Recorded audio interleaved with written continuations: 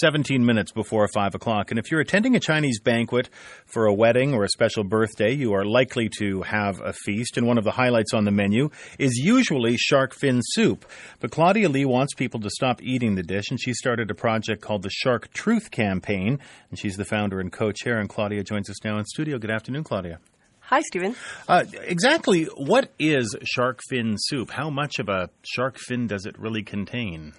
Well, shark fin soup is a delicacy in Chinese culture, and in the actual soup, it's only actually a couple strands, depending on how much you're willing to pay for a bowl. So a bowl of shark fin soup can range anywhere from $50 to $100 at a restaurant. Oh, my goodness. Yeah, it's pretty expensive, but we're willing to fork out the money for it. Why? Well, shark fin soup is very important to Chinese culture for two reasons. One is health and one is wealth. So shark's fin is made up of cartilage, and cartilage has a lot of collagen. In Chinese medicine, collagen is known for its medicinal powers. So that's the health part of it. In terms of wealth, like you said, shark fin soup is served as a dish in banquets, usually at weddings. So it's become a status symbol among the Chinese culture, and it's become very ingrained in us to have it. Have you actually tried it? You've eaten shark fin soup? Yeah. I ate shark fin soup a lot, actually, which is pretty embarrassing. How I found out about it was I took a class called the Honors in Sustainability Program at Simon Fraser University. I just finished my bachelor's in business, and in this program we discussed business and sustainability. One of my friends wrote a paper, this is a mouthful, but wrote a paper on the unintended consequences of negative shark portrayal in the media. And, she asked me, the all-important question, hey, Claude, do you drink shark fin soup? And I said, yeah, I drink it when I have to. It's at weddings, it's at banquets. Like, what's the big deal?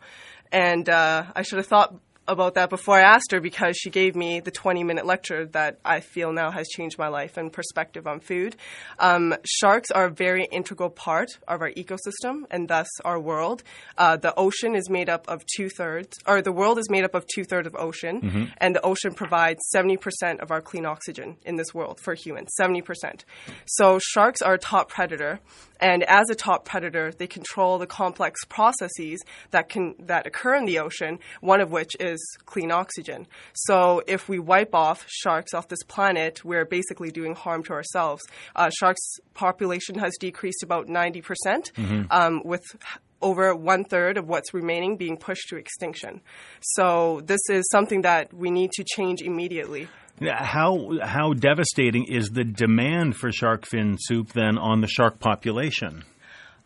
The majority of sharks that are killed are for shark fin soup. So that is 90% of the sharks in the world are gone. Sharks have existed for over 400 million years in the past century due to a large boom in the Chinese population in mainland China. In middle class, the demand has soared. And this is causing the demise of shark population. And I understand in a lot of cases the sharks are just taken, the fins are removed, and the rest of the carcass of the shark is tossed back? Yes, that's true, because shark meat itself is very tough, and so it's sold for very cheap. The people who do eat it pay very little for it, and it's not worth the cost to transport the huge carcass of the shark to land. So in many cases, they dump it over the ocean in most cases. And what happens is that there are regulations that say, you have to bring the shark back carcass with you. But of course, because this is happening in the ocean, out of sight, out of mind, it's hard to monitor. And so these regulations aren't followed. So how tough a battle is it to try to convince people who to try to convince Chinese Canadians that shark fin soup shouldn't be eaten when people see these apparent or alleged health benefits in it, and when it is such a status symbol at banquets and weddings? It is very difficult. Personally, after I found out about this, I tried to convince my parents. And doing Good place to start. Yeah, just doing that itself was more than the uphill battle. I think I finally got them on board. But the thing with understanding the Chinese culture is that we have to learn how to speak with the audience versus attack them. And most of the campaigns that have been going on throughout the world have basically attacked Chinese culture and not engage in a dialogue instead. And that's the dangerous part when it comes to advocacy groups, is because you want to talk to them. you don't want them to shut the doors in your face.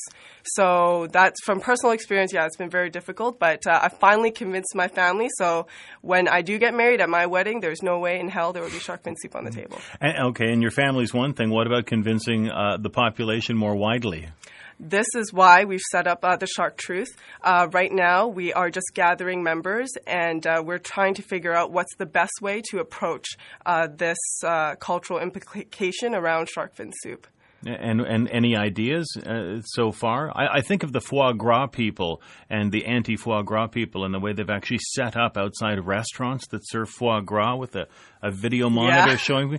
Any idea of maybe doing something like that? I don't know. I think we have to think about that a little bit because, as I mentioned, this is a very touchy subject. It involves both food and prestige, two things that are very integral to any culture, not only the Chinese culture.